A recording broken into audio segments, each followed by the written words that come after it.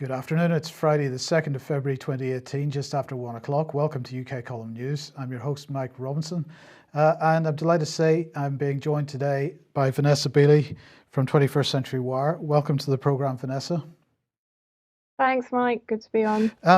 Vanessa, we're going to be talking the latest White Helmets documentary, Last Men in Aleppo. Quite a number of people, most people are extremely appreciative of the work that you do, but there are some people that say, well, you know, this is all happening in Syria. What has it got to do with a British audience?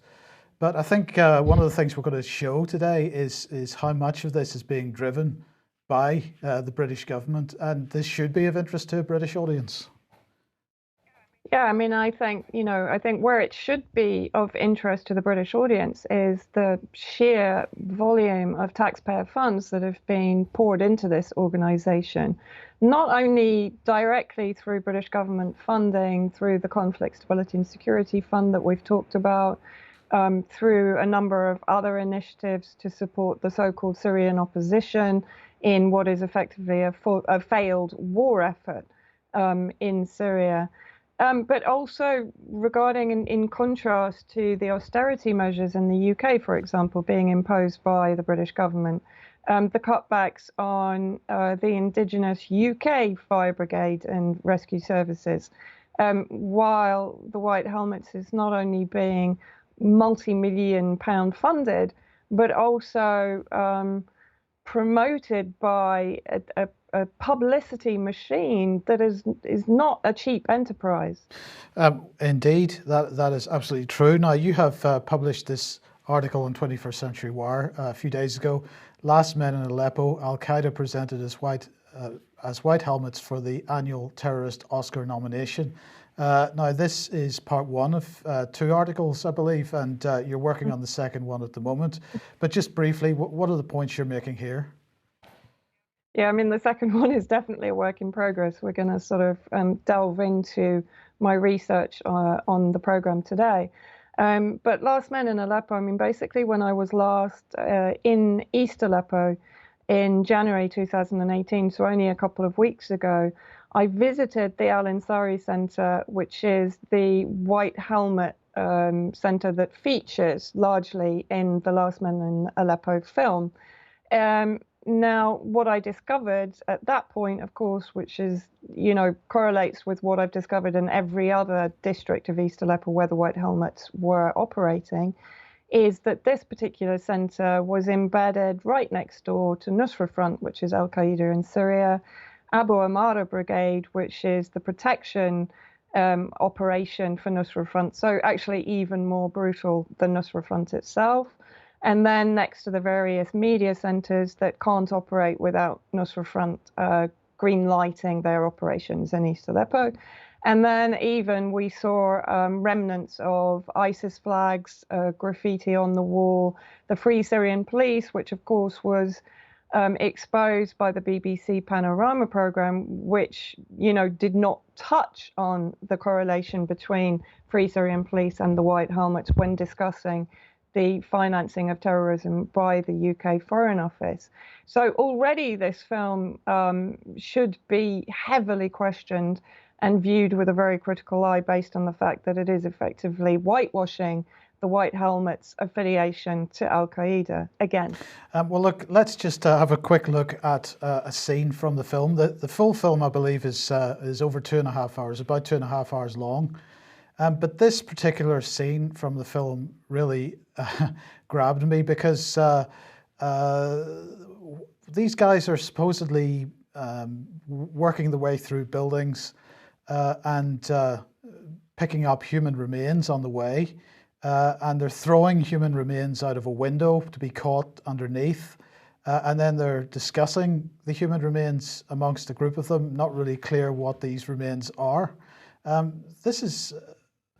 I don't really know how to sort of put into words what this is, but it's I'm not clear what the point they're trying to tell here, or what the story they're trying to tell here is. I have no idea, and actually the point I made When this film was screened very recently at Davos, I was told by the Sputnik correspondent that groups of school children between ages 12 to 14 were being basically coerced into coming to the film and watching and sitting through this macabre display of behavior.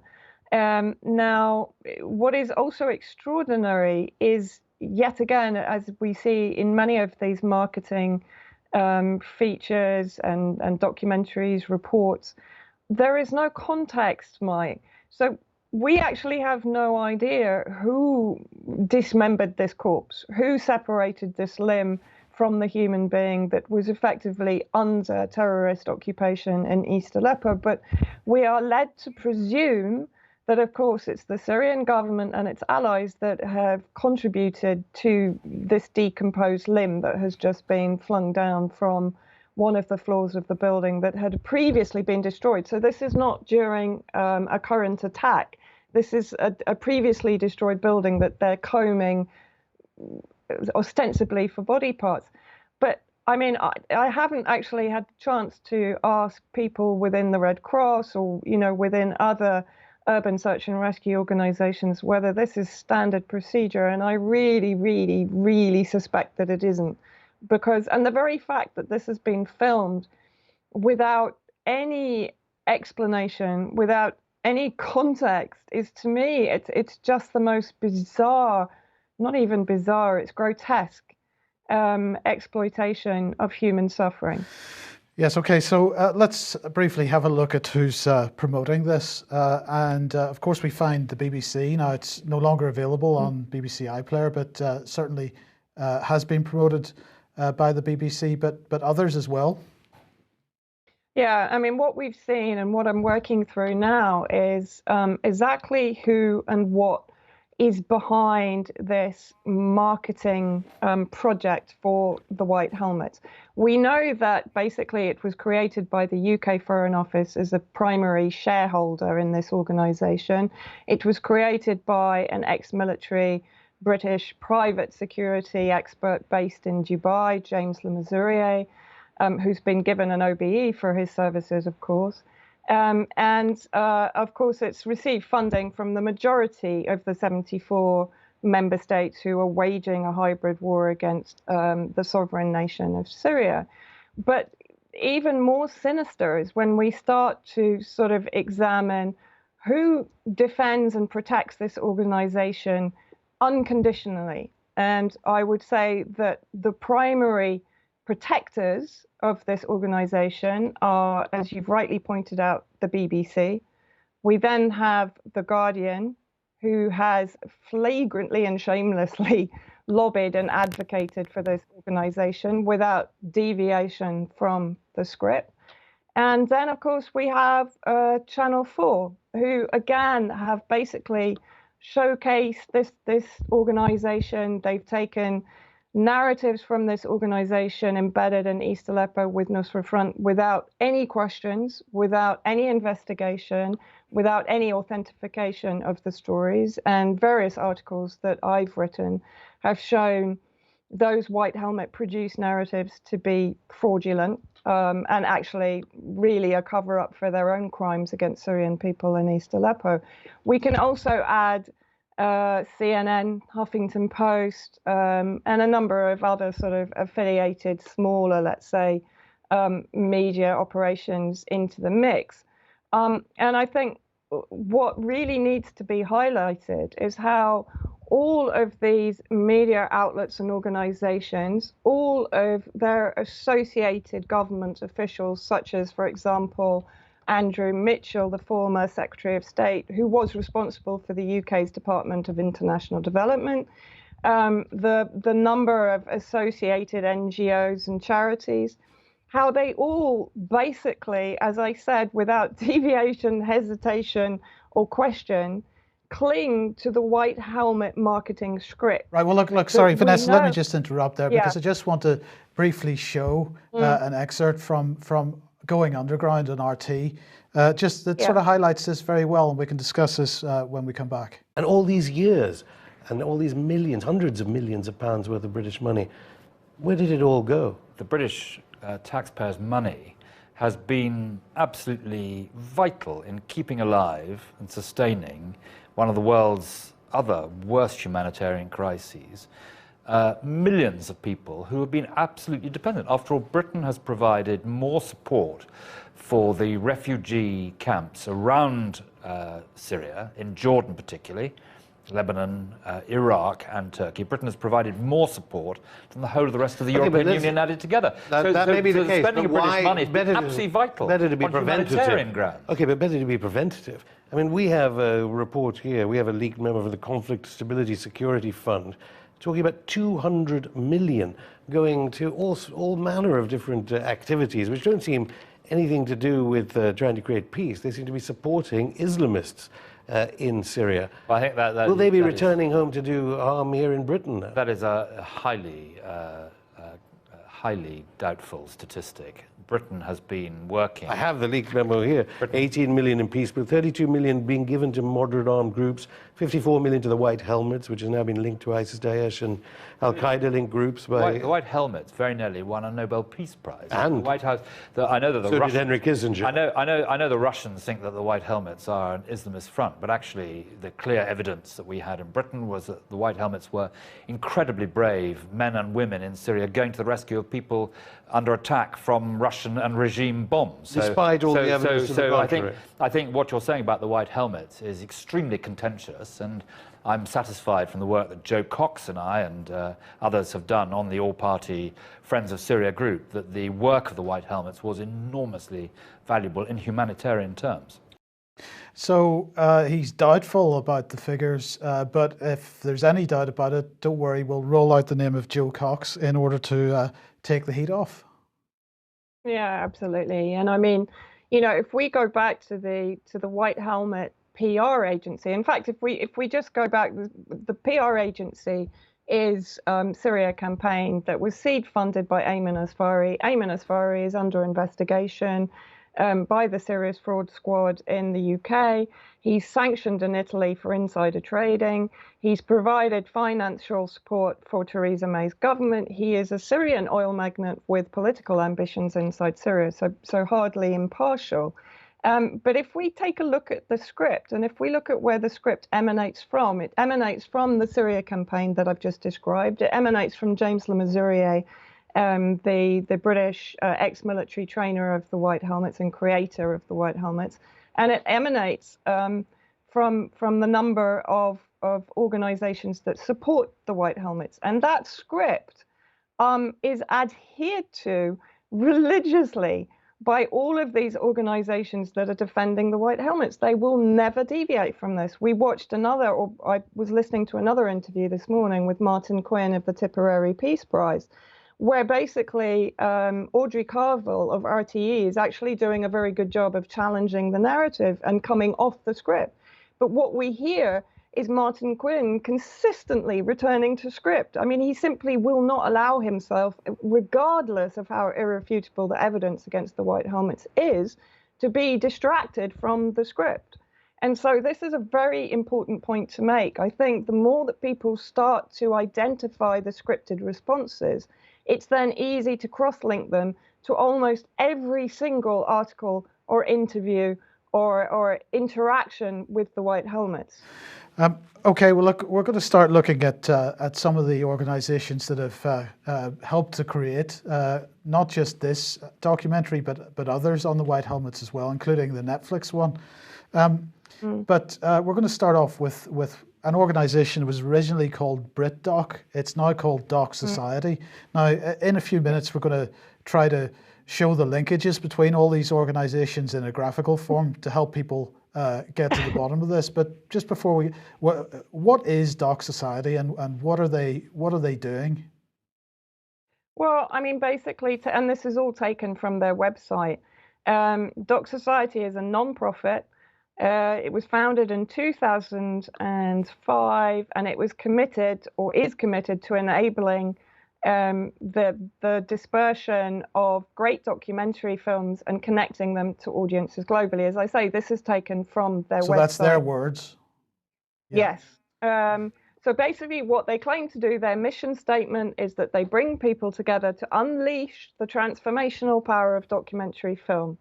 So they stand, and again, this is from their website, we stand in solidarity with filmmakers and work to unite them with new friends and allies, building new models globally. And we aim to innovate, share, and innovate again.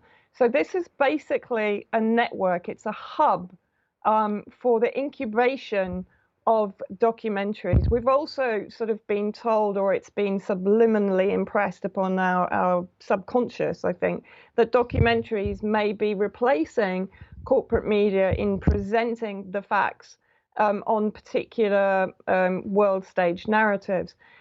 What is slightly disturbing about that is that these documentaries, when we actually look at them, are taking their same funding and financing from exactly the same investment pools that the media has taken it from for decades now. So it's difficult to see how this so-called transference from information from the media to the documentary circles is going to be any more accurate than it is already, or not accurate in the corporate media circles. Okay, and another name which plays on this is Goodpitch.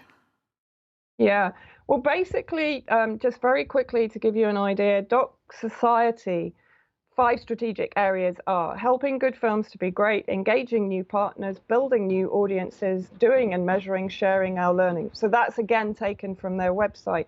Then let's look at how they achieve these objectives through and by the following elements of the Docsociety apparatus. You've mentioned Goodpitch, and they say that that is where the world's best social change filmmakers meet new allies and partners.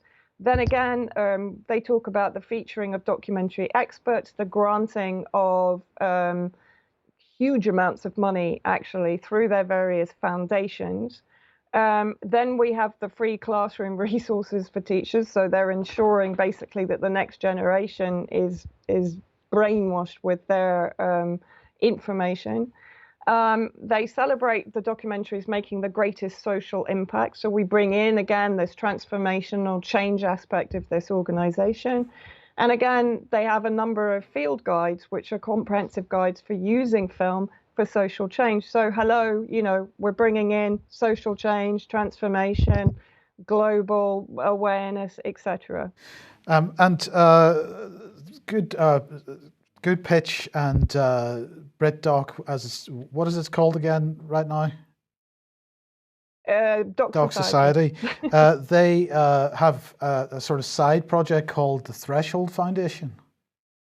Yeah, well, I think what's important, just to quickly explain before we get on to Threshold, is that through Docsociety, both White Helmet films, so the Netflix Oscar-winning documentary from last year, and this year's Oscar nomination, Last Men in Aleppo, has basically gone through this, I can only call it like a spin cycle, which is governed by Docsociety. And Goodpitch has actually been used to promote, and as it quite rightly says, to introduce those films and the filmmakers to allies and partners that are going to propel those films onto a world stage.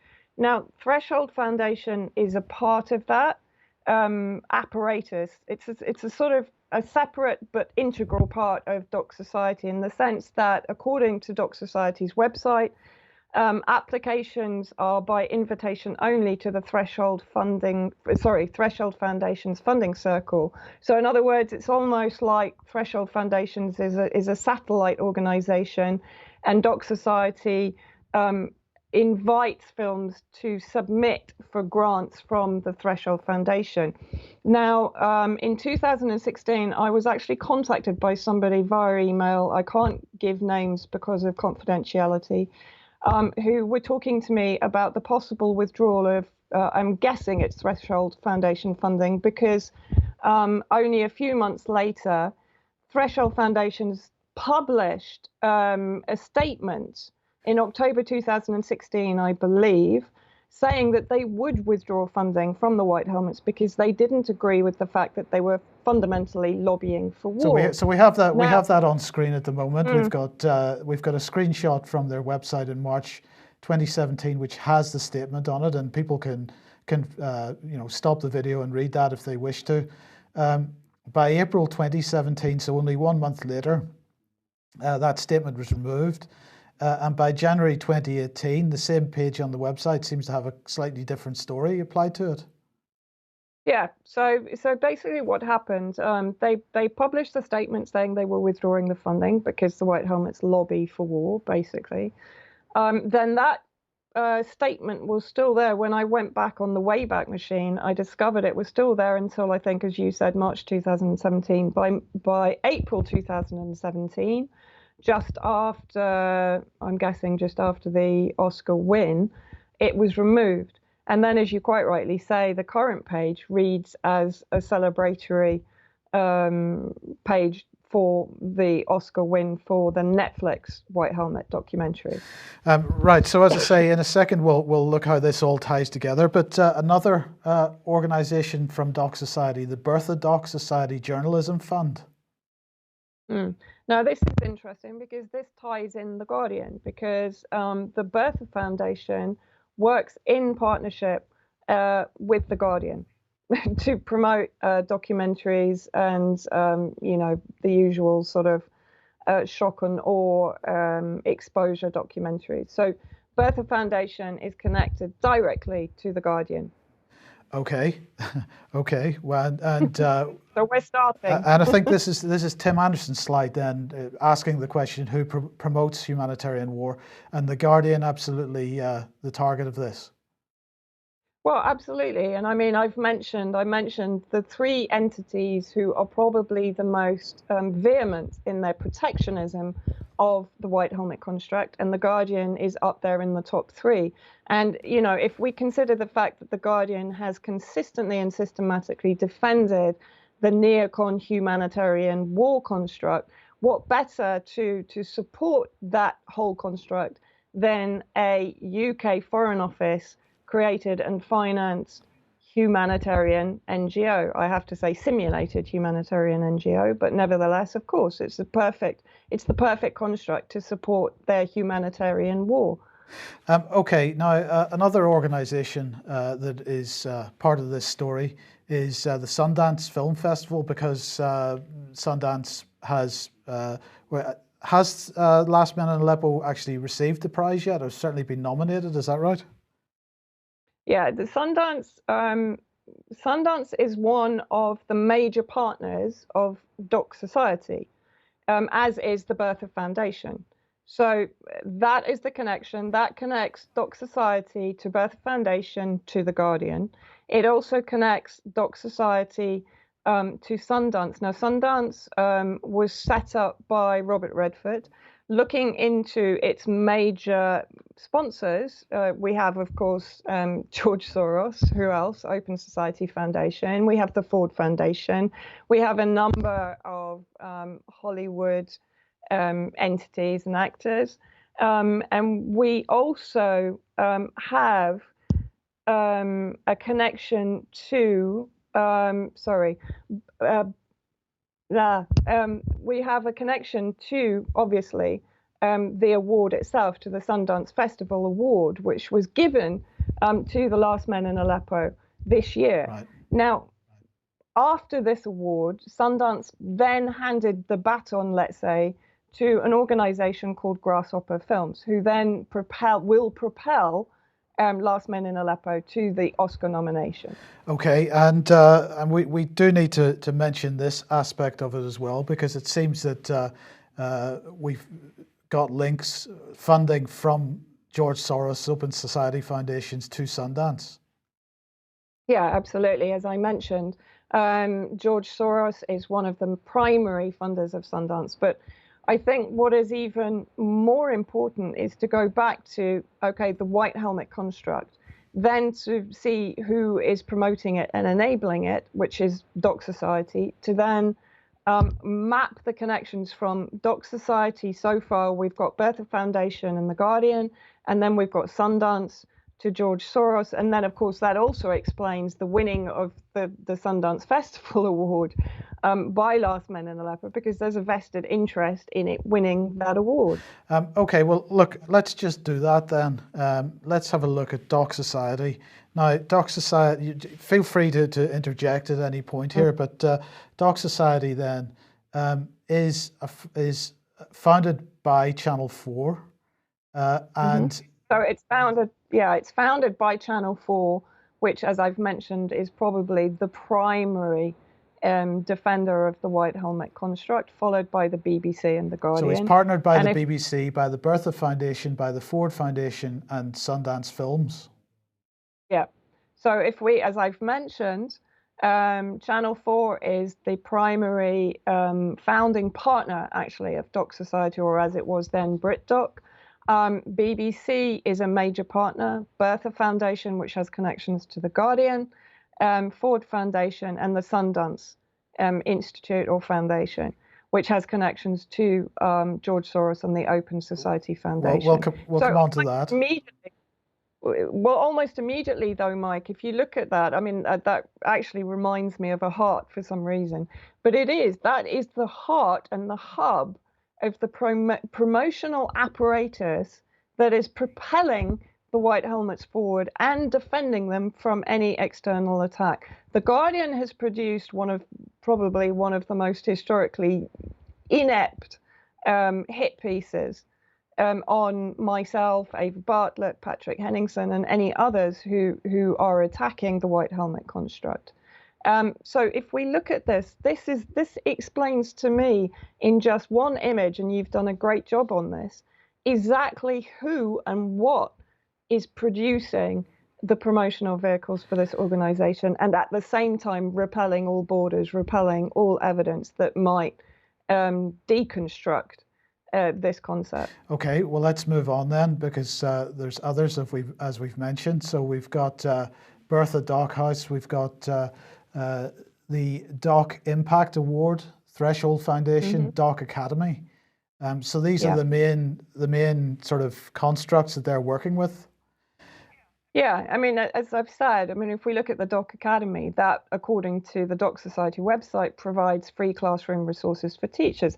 As I've also just said, groups of children from the middle school in Davos were brought to the screening of Last Men in Aleppo. So we're seeing, I believe, a major social engineering project also going on here. And I wouldn't be surprised if we didn't see some degree of common purpose connections within the Doc Academy, for example. And then the Doc Impact Award is the celebrating of the documentaries making, and here is the emphasis, the greatest social impact, driving a story. If we go back to the Syria campaign, let's just have a very quick look at one of their mission statements on their website.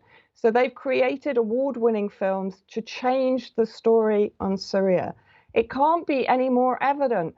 I mean, that's an extraordinary statement to make publicly on the website of what should be an impartial NGO supporting and funding and promoting an impartial NGO, which is the White Helmets. They go on to say they've created more than 30 films, several of which have gone viral. One has won multiple awards. One was shared 4.6 million times, and one was showed to the UN Security Council, another at the White House. I mean, you know, this is the war lobby in action. This is Hollywood and the military-industrial complex combining to promote an organization that is enabling and facilitating their humanitarian wars on an industrial scale, because this concept will be repeated in other war theatres. Yes, that's all true, but of course the point that we're making here is that these are British organisations. So let's keep going then a little bit and see what we find. So here's Goodpitch that we mentioned earlier on. And they then linked through Violet Films and Grain Films. They helped produce the Netflix documentary, right? And then, of course, Violet Films linked to back to Channel 4 and BBC, and Grain Films also linked back to Channel 4 and BBC, and both of them also linked back to The Guardian. Yeah, absolutely. Violet Films is Joanna Natasagara, who was on the production of the Netflix White Helmet movie. And Grain Media is Orlando Einsiedel, who was also a director of the Netflix White Helmets movie. Both of those entities work, as you rightly say, with the BBC, with Channel 4 and The Guardian. So again, we have this in-house relationships producing not only the White Helmet documentaries, but also producing other geopolitically strategic documentaries on behalf of these organizations, which we know have strong links to UK Foreign Office policy. Okay, and so let's come back to Goodpitch again and go in another direction. And this takes us back to Faraz Syed. Is that he is the director of Last Men in Aleppo? Yeah, Firas Fayed is the director of The Last Men in Aleppo, and it's also worth mentioning at this point that he publicly accused me of having gone to the wrong place in Aleppo, despite the fact that screenshots from the movie itself proved that I had located, or Khaled Iskef, who is the Aleppo-based journalist who had researched the film and then took me to the location in Al Ansari. Okay, and he links through to what's that, Larm Films?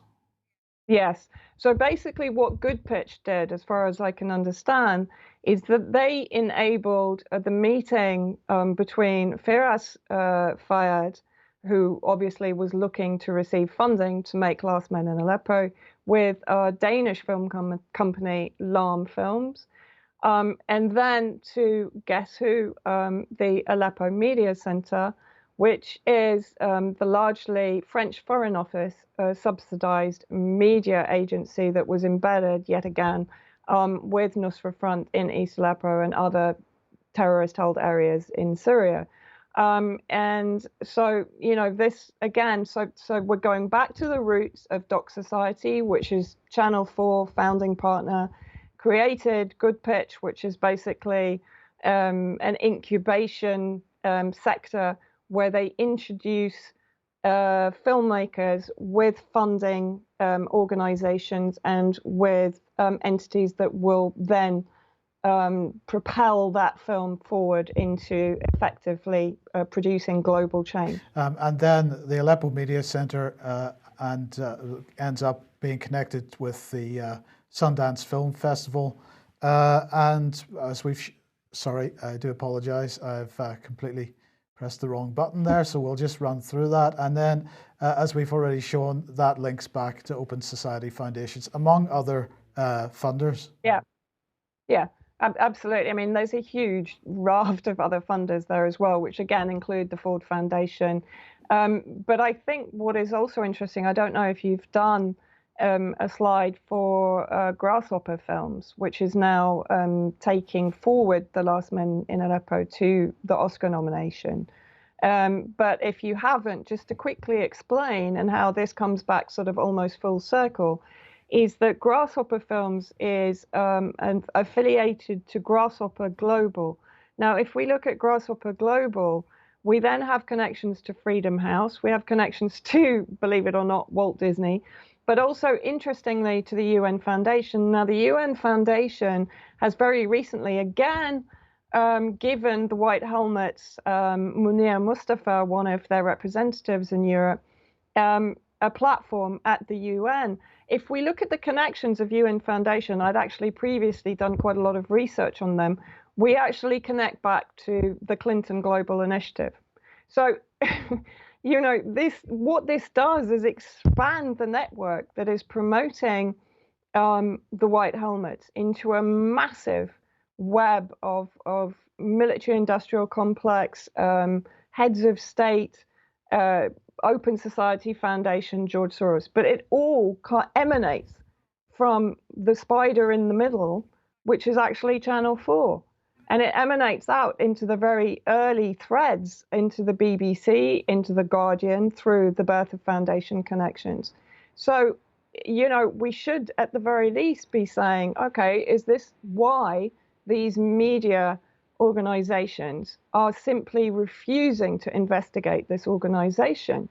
And what are their connections to the UK Foreign Office? I mean, we know, for example, BBC is clearly UK state media, but Channel 4 certainly does a very good job of promoting and amplifying UK Foreign Office, foreign policy in the region, in the Middle East, and elsewhere, actually, in the world. And equally, so does The Guardian. Well, it's not a very pretty picture, and this brings me back to the question I asked at the beginning. Sorry, why people in Britain should be concerned about what's going on in Syria, and really, if this doesn't demonstrate what is going on in Syria and how that situation is being presented, is representative of British foreign policy and some kind of policy narrative from the mainstream media in Britain. It's being driven from here, it seems to me. I mean, that seems to be what that's showing. This is something that everybody in Britain should be concerned about, and we should be asking questions of our elected representatives. We should be asking questions of the media in this country.